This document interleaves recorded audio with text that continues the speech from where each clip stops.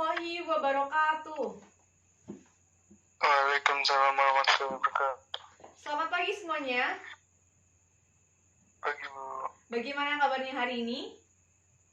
Alhamdulillah sehat. Baik, sehat semua ya hari ini ya. Iya Bu. Baik, sebelum kita memulai pembelajaran bahasa Indonesia pada pagi hari ini, alangkah baiknya kita berdoa terlebih dahulu. Silakan kepada ketua kelas untuk memimpin doa. Baik, duduk siap Bu. Berdoa mulai.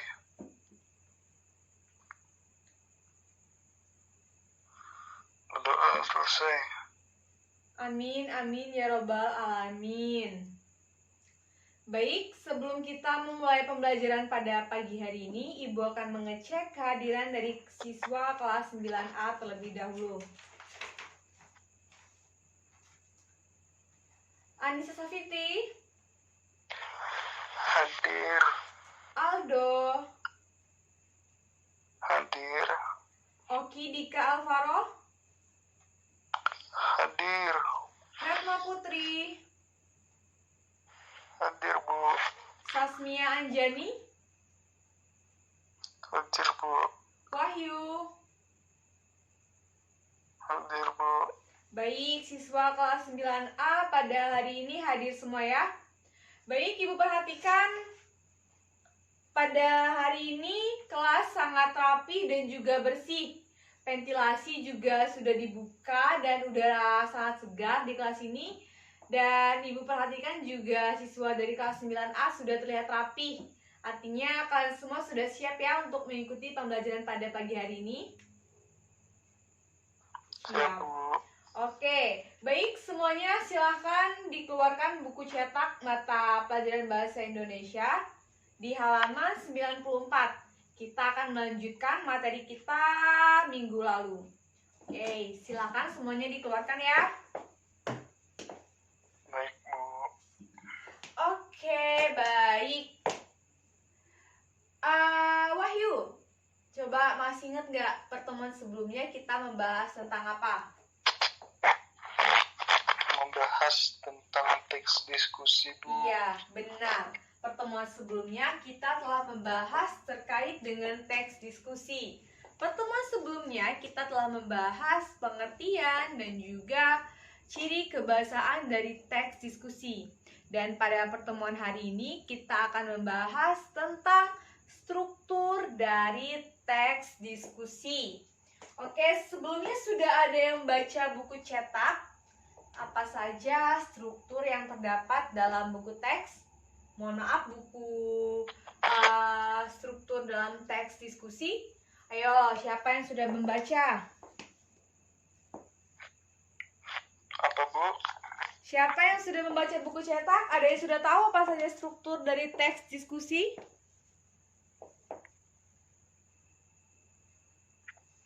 Struktur teks diskusi.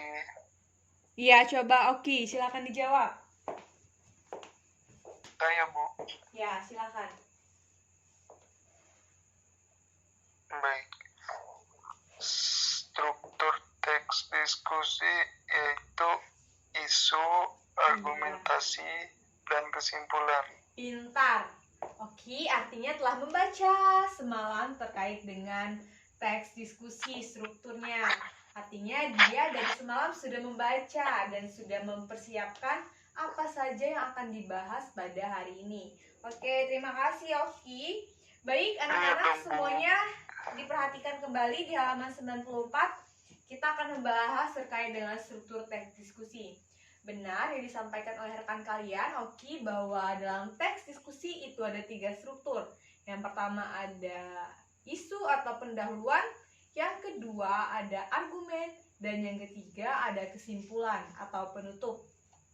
Ibu akan menjelaskan satu persatu dari hal ini dan nanti Ibu akan memberikan kalian sebuah tayangan video untuk memancing atau untuk memperlihatkan apa saja yang terdapat dalam teks diskusi dari isu, argumen, dan juga kesimpulan. Baik, isu merupakan pendahuluan atau hal yang dibahas dalam sebuah diskusi. Artinya, semua yang dibahas atau hal yang akan dibahas, inti permasalahan itu terdapat dalam isu. Yang kedua, ada argumen. Jadi, argumen ini merupakan pendapat-pendapat terkait dengan isu tersebut. Pendapat tersebut bisa pendapat pro dan juga pendapat kontra, atau pendapat yang mendukung dan juga pendapat yang menentang. Dan yang terakhir adalah kesimpulan. Jadi kesimpulan ini merupakan bagian akhir yang menjelaskan atau berisi tentang hal-hal yang menyimpulkan terkait dengan topik-topik yang dibahas di argumen dan juga di pendahuluan. Sampai sini paham semuanya? Paham, Bu. Oke, baik. Ibu, untuk memperjelas pemahaman kalian, Ibu akan menampilkan sebuah video. Semuanya disimak ya. Terhindarkan sehari-hari, mulai dari dewasa bahkan anak-anak. Penggunaan ponsel terlalu sering bagi anak juga bisa menyebabkan kecanduan, bahkan menurunkan semangat belajar. Jika hal ini terjadi, Pemprov Nusa Tenggara Barat berani mengeluarkan kebijakan larangan siswa membawa ponsel ke sekolah. Kebijakan ini akan berlaku 1 April mendatang. Pemerintah menilai penting merealisasikan kebijakan ini, karena selama ini siswa terlalu andalkan materi belajar di internet. Minat baca ke perpustakaan pun menurun. Saya kira ayat. Oke, baik. Ibu tadi telah menampilkan cuplikan terkait dengan larangan siswa membawa HP ke sekolah. Di sini ada yang tahu mengapa dari tayangan tersebut siswa tidak diperbolehkan membawa HP ke sekolah? Ada yang tahu? Kenapa, Bu? Mengapa siswa tidak diperbolehkan membawa HP ke sekolah sesuai dengan cuplikan dari video yang telah Ibu tayangkan? Karena takutnya siswa lebih fokus pada HP, Bu. Iya, pintar. Baik, Ibu telah memberikan sebuah permasalahan yaitu terkait dengan penggunaan HP di sekolah oleh siswa. Sesuai dengan yang telah kalian tayangkan atau yang telah kalian lihat tadi. Baik, sekarang Ibu akan membagi kalian menjadi 3 kelompok. Anissa dan juga Aldo kelompok 1, Retno dan Oki kelompok 2, Sasmia dan Wahyu sebagai kelompok 3. Sekarang, dari permasalahan yang telah Ibu tampilkan, kalian harus mengidentifikasi atau memisahkan mana yang pendapat pro dan mana yang pendapat kontra dari permasalahan tersebut. Oke, paham semuanya? Paham, Bu. Baik, pada hari ini kita menggunakan model pembelajaran problem based learning atau pembelajaran berbasis masalah. Masalahnya telah disajikan tadi, yaitu siswa yang membawa HP ke sekolah.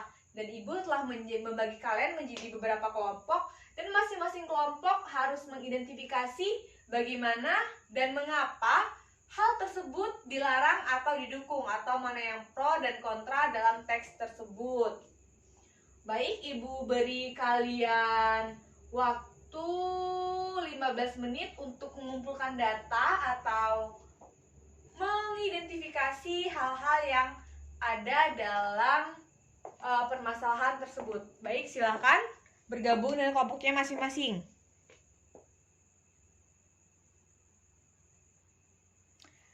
Baik, sejauh ini apakah ada dari kalian yang mengalami kesulitan untuk menentukan hasil atau untuk menentukan tugas yang telah diberikan? Tidak ada, Bu. Oke, kelompok Oki tidak ada. Bagaimana dengan kelompok Wahyu dan kelompok Sasmi, apakah ada kesulitan? Tidak juga, Bu. Kelompok Anissa dan Aldo, apakah ada kesulitan? Tidak, Bu. Oke, tidak ada kesulitan ya. Apakah semuanya sudah selesai mengerjakan tugas yang telah Ibu berikan? Sudah, Bu. Baik. Sekarang masing-masing kelompok silahkan presentasikan hasil diskusi kalian di bangku masing-masing. Di tempat masing-masing maksud saya. Baik, silakan kelompok yang Ibu tunjuk untuk mempresentasikan yaitu kelompok dari Retno dan juga Oki. Silakan sampaikan mana pendapat pro dan juga mana pendapat kontra atau alasan mengapa siswa dilarang membawa HP ke sekolah dan alasan siswa diperbolehkan membawa HP ke sekolah. Oke, disilakan. Saya, Bu. Ya, oke. Yang pertama, aplikasi yang tersedia di telepon dapat mengganggu konsentrasi siswa dalam pembelajaran di sekolah. Ya. Yang kedua, siswa dapat menemukan hal negatif di internet. Dan yang ketiga, aplikasi internet di HP memberikan kesempatan untuk berbuat curang. Oke, itu termasuk pendapat pro atau kontra? Pendapat pro. Pendapat Kontra. Iya, benar, pendapat kontra. Benar ya semuanya bahwa dengan menggunakan HP siswa tidak bisa berkonsentrasi, siswa bisa mencontek dan bisa menemukan hal-hal yang negatif yang terdapat di gawai. Baik, tadi kita telah mendengar pendapat kontra dan sekarang silakan perwakilan dari kelompok Anissa untuk menyampaikan pendapat pro dari permasalahan di video atau permasalahan yang telah diberikan tadi. Saya, Bu. Baik, yang pertama yaitu orang tua dapat menghubungi anaknya baik secara langsung atau tidak langsung. Yang kedua, setidaknya orang tua merasa nyaman karena dapat berkomunikasi dengan anaknya jika terjadi perubahan jadwal, kondisi darurat, dan sejenisnya yang bersifat penting. Yang ketiga, telepon seluler dapat digunakan sebagai alat bantu, terutama telepon yang dilengkapi dengan beberapa aksesoris seperti kalkulator, kamera, dan internet. Oke, benar. Terima kasih. Oke, beri tepuk tangan untuk dua kelompok yang telah mempresentasikan hasil diskusinya. Baik, dari kelompok lain apakah ada masukan atau apakah ada saran dari kelompok 1, kelompok 2, atau kelompok 2 memberi saran kelompok 3? Apakah ada yang ingin memberi saran atau masukan? Oke, apakah ada yang ingin memberikan masukan atau saran? Tidak, Bu, semuanya sudah bagus. Oke, baik, semuanya sudah bagus dan sudah mempresentasikan dan telah berdiskusi dengan maksimal. Oke, beri tepuk tangan untuk kita semua. Oke, baik. Jadi dapat Ibu simpulkan dari pembelajaran hari ini bahwa dalam sebuah permasalahan atau isu yang telah kita bahas terdapat dua sudut pandang pro dan juga sudut pandang kontra. Dan kalian sebagai salah satu atau sebagai bagian dari pelajar, kalian harus menggunakan gawai atau handphone secara bijak. Gunakan pada waktu semestinya dan digunakan untuk apa, dan hal-hal yang ada di HP haruslah digunakan untuk sesuatu yang bermanfaat. Paham semuanya? Iya, Bu. Baik. Oke. Pembelajaran hari ini menggunakan model problem based learning atau pembelajaran berbasis masalah sudah selesai dan telah kalian ikuti dengan sangat kontributif dan juga sangat semangat. Ibu sangat mengapresiasi itu. Baik, pembelajaran hari ini sudah selesai karena pembelajaran kita telah selesai. Ibu tutup, tapi sebelum itu mari kita berdoa terlebih dahulu. Berdoa, mulai.